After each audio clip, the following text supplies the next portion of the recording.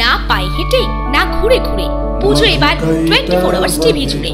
দেখুন শারদ সফর 2021 শুধুমাত্র 24 আওয়ার্স টিভির পর্দায়, সবার পাশে সব সময়।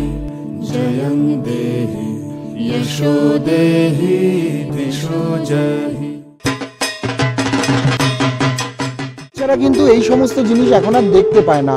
একটা বাচ্চা যখন বাবার হাত ধরে এখানে আসবে, বাবাকে এখন জিজ্ঞেস করবে বাবা এইরকম কাট আউট কিসের, তখন বাবা কি বলবেন, বা তার ঠাকুরদার সময়কার যে আমাদের সময় কলকাতার বাজারগুলো এরকমই দেখতে ছিল।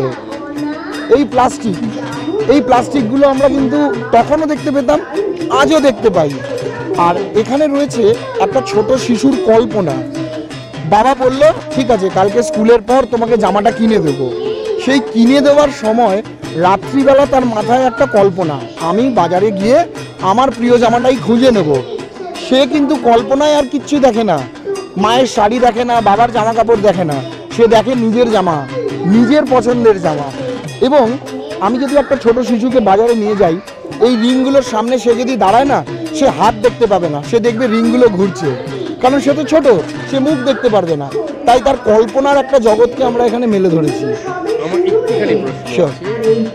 এর সাথে সিনেমার পোস্টারগুলো কিভাবে রিলেট করেছে? স্যার আমি প্রথমেই বলেছি যে কলকাতার পুরনো কলকাতার ঐতিহ্যকে ফিরিয়ে নিয়ে আসা। তার বাবা, তার ঠাকুরদার সময়, দুর্গাপুজোর সময় এই বড় বড় পোস্টারগুলো আমরা দেখতে পেতাম, যেগুলো আজকের ডেটে আমরা ফেসবুকে, ইউটিউবে ট্রেলার দেখি। কিন্তু আগে সিনেমা রিলিজ করলে খবরের কাগজে বা সিনেমা হলের বাইরে আমরা এরকম পোস্টার দেখে জানতে পারতাম একটা সিনেমা রিলিজ করেছে। এই পোস্টারগুলো আমরা দেখতে পাই না তো। এখন তো বাইরে হোর্ডিং টানানো হয়, ট্রেলার লঞ্চ হয়, সেই ট্রেলার ইউটিউবে লঞ্চ হয়ে তার মহরত হয়। কিন্তু এই যে সিকোয়েন্স, এই যে কলকাতার ঐতিহ্য, করোনা মুক্ত কলকাতা, করোনা মুক্ত পৃথিবী, আমরা সেটাতে ফিরে যেতে চাই। এবং বাবা মায়ের এবং সন্তানের সাথে তাদের সময় আর আজকের সময় যে পার্থক্য এবং যে ভালো লাগা, তার একটা মেলবন্ধন। অতীত এবং বর্তমানকে আপনারা মেলাচ্ছেন, একটা নস্টালজিয়া কি ফিট করেছে। খুব ভালো। মানে আর আরেকটা জিনিস আমার জানার আছে, মাতৃমূর্তিটি কে তৈরি করেছেন? শ্যামল পাল, শ্রী অমল পাল। আমাদের মূল মণ্ডপ পরিকল্পনায় রিন্টু দাস এবং প্রতিমা শিল্পী শ্যামল পাল এবং অমল পাল। থিমের নাম আমাদের আবদার।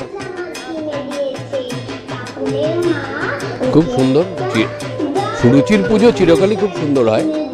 এর আগেও যতবার আমি এসেছি আমি দেখেছি সুরুচির পুজো। আর এই যে সত্যি করোনা পরবর্তী সময়ে তো আমরা এই জিনিসটা ফেস করছি, এই মজাটা চলে গেছে আমাদের জীবন থেকে। সারাক্ষণ মুখে মাস্ক নিয়ে ঘুরে বেড়াচ্ছি এবং সত্যি এই আবদারটাও চলে যাচ্ছে আস্তে আস্তে।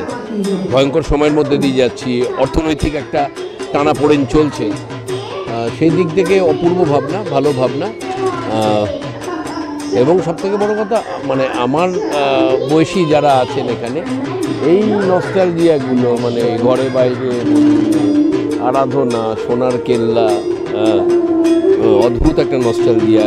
এবং পুজোর সময় এই ছবিগুলো, যদিও সত্যজিৎবাবু বেশিরভাগই শীতকালে রিলিজ করতো আর কি। এই যে পুরনো পাড়া কলকাতার, এইগুলো খুবই দেখা যায় আমাদের চিতপুরের যাত্রাপাড়া, পুরনো পাড়া। তাহলে কি আমরা এই পুরনো যে পাড়া, কলকাতার যে ঐতিহ্য, যেটাকে এক কথায় বলা যায় হেরিটেজ, আমরা কি সেই হেরিটেজটাকে বাঁচিয়ে রাখতে চাই, নাকি সময়ের সঙ্গে সঙ্গে যে সময়ের নিয়মে যে কারণে প্রয়োজন, নানা রকম কারণে, সেগুলো তো যাচ্ছি না, সেগুলো হেরিটেজগুলো হারিয়ে যাচ্ছে, তার বিরুদ্ধে কিছু বলতে চাই, হেরিটেজটাকে রাখতে চাই। সেটা কি বার্তা দিচ্ছে যে আমাদের পুরনো কলকাতার যে একটা গন্ধ আছে, যেটা হেরিটেজ অফ কলকাতা, যাকে দেখে কলকাতাকে চেনা যায়, এখনো মনে হয় কলকাতা বেঁচে আছে, তাহলে কি আমরা সেইটাকে রেখে দিতে চাই? এটাই কি, এই বার্তা কি তার সঙ্গে সংযোজিত? দেখুন স্যার, একটা জিনিস সবসময় জানতে হবে, ঐতিহ্য আমাদের গর্ব, ঐতিহ্য আমাদের গর্ব। আমরা ঐতিহ্যকে নিয়ে বেঁচে থাকতে চাই। নতুন জিনিস কিছু এলে পুরনো জিনিসের ভ্যালু কমে যায় না, উল্টে পুরনো জিনিসের ভ্যালু বেড়ে যায়। এবং সংরক্ষণ স্যার, এখন টেকনোলজির যুগে এই জিনিসগুলো সংরক্ষণ করার কথা প্রয়োজন হয়তো অনেকে মনে করেনি, কিন্তু এই সংরক্ষণগুলো কিন্তু আমাদের স্মৃতিতে সারা জীবন থাকবে। একটা বাচ্চা যখন ছোট জন্মাচ্ছে সে কিন্তু এইগুলো সংরক্ষণ করার মতো স্মৃতি মন্থনে সে যায়নি কখনো। তাই আমরা চেয়েছিলাম তার বাবা মা তাকে একটা এসেন্স দিক, যে সে জানতে পারে যে এই জিনিসগুলো কলকাতার অঙ্গ ছিল এবং এই নিয়ে কলকাতা বড় হয়েছে, এই নিয়ে কলকাতা অনেকটা নিজের জায়গাকে সমৃদ্ধ করেছে। কলকাতা মানুষের কাছে খুব প্রাণের শহর, খুব প্রিয় শহর। যে শহরে থাকে সেই শহরটা তার কাছে খুব প্রিয়, কিন্তু আমাদের কাছে কলকাতা সমস্ত রকমের সংস্কৃতি, সমস্ত রকমের কালচার, সমস্ত রকমের ঐতিহ্য নিয়ে আমরা বেঁচে আছি। একটা এইটুকু শহর এবং এই শহরের মতো এত সংস্কৃতি, এটা বোধহয় পৃথিবীর কোথাও পাওয়া যাবে না। জিনিস একদমই জানিয়ে রাখতে চাইবো যে ক্ষেত্র থেকে দেখা যাচ্ছে যে সুরুচি সংঘ কিন্তু দেখো একটা কলকাতার যে ঐতিহ্যটা ছিল সেটাই ফিরিয়ে আনতে চাইছে। একদমই সেই ঐতিহ্যটা যাতে এখনকার বাচ্চারা সেই সুরুচি সংঘটা রিলেট করতে পারছে না, ইতিমধ্যেই সেই ব্যাপারটা যাতে তার মধ্যে জাগিয়ে তোলা হয়, সেই ব্যাপারটা যাকে রিলেট করা হয়, একদমই সেই চেষ্টা কিন্তু সুরুচি সংঘ করেছে। একদমই আমি একটু ক্যামেরাম্যানকে দেখাতে বলবো যে আগে পুরনো কলকাতা কেমন ছিল যদি আমরা সুরুচি সঙ্গে সঙ্গে রিলেট করি, সেটা কিন্তু আমরা একদমই দেখতে পাবো যে এই মুহূর্তে দাঁড়িয়ে সুরুচি সংঘ ভিজিট করা মানে পুরনো কলকাতাটা আপনারা একদমই দেখতে পাবেন।